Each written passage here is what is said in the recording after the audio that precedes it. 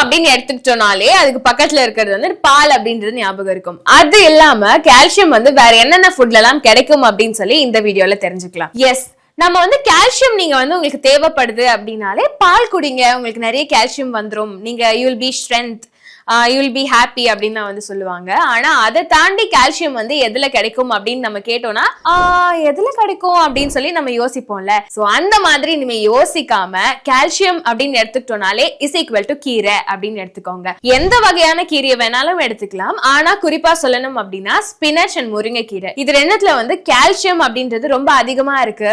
ஆனா வந்து இந்த ரெண்டு கீரையை வந்து ரெகுலரா சாப்பிடுவோமா அப்படின்னு கேட்டா அது டவுட் தான். ஏன்னா வந்து ரெண்டுமே டேஸ்ட்ல வந்து கொஞ்சம் டிஃபரா இருக்கும். அண்ட் நம்ம அதை வந்து மென்னு மிழுங்கி சாப்பிடுறது வந்து ரொம்ப கஷ்டமா இருக்கும்ல.